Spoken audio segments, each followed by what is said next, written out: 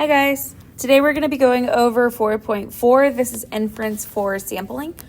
This is the moment where we are finally going to figure out how to create a simple random sample.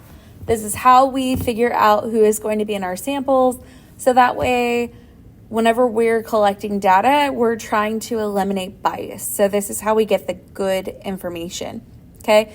So the first thing that you need to know is this acronym. This acronym is going to follow us around all year long. It is called SRS. It is a simple random sample. Now you may be thinking, what's so simple about it? And it's simple because it's ways that we would imagine how to create a random sample. It's nothing too complicated. So the first way to get a simple random sample is with a random number generator.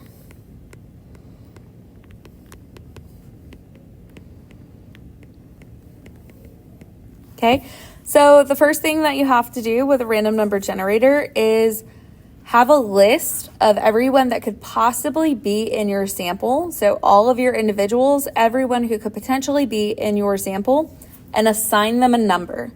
So number them one, you're number two, you're number three, number them all. The next step that you're going to do is you're going to use a random number generator. I know, crazy. Now, in order to get a random number generator, we've talked about how to get them a few different ways. A really good way to do it is to Google random number generator and use that. There. You could also ask Siri to select random numbers between 1 and however many people are in your sample. There are many different random number generator apps that you can use. There are calculator programs that have random number generators in which you can access different seeds of different numbers. And if you were to even look in the back of our textbook, you would find different selections for random numbers that you can just select. So then the next thing that you're going to do is determine who is in the sample. Now what this means is you're trying to figure out whose numbers were selected and putting in a list who is going to be in your sample, and then putting in a list who is not going to be in your sample. So this is kind of actually doing the final selection of drawing the numbers and then saying you're going to be in the sample, you're not going to be in the sample.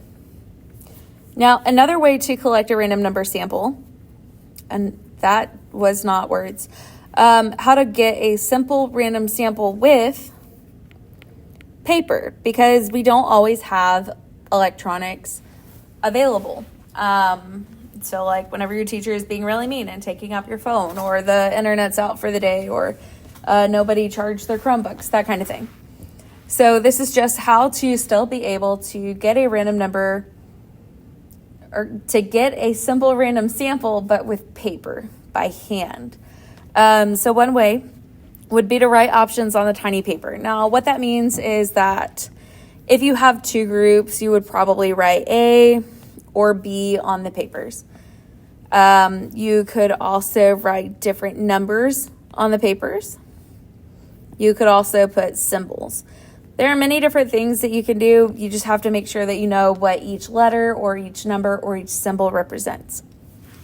The next thing that you're going to do is you're going to put all of those pieces of paper into a bowl, a hat, a bag, some kind of jar, maybe put them all on a table. But the thing with that is if they can see the pieces of paper, there is a chance that people will try to read the papers. Even if they don't know what it is, they're still going to select whichever ones they want.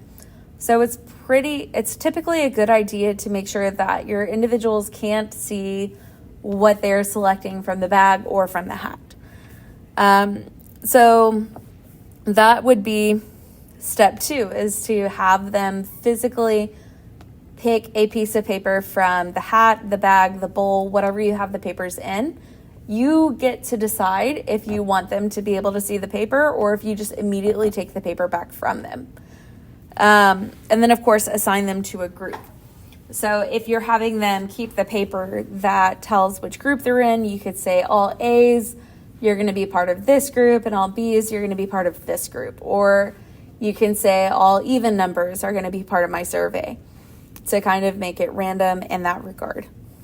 Now, the last thing that we're going to be talking about in this section in 4.4 is sampling variability.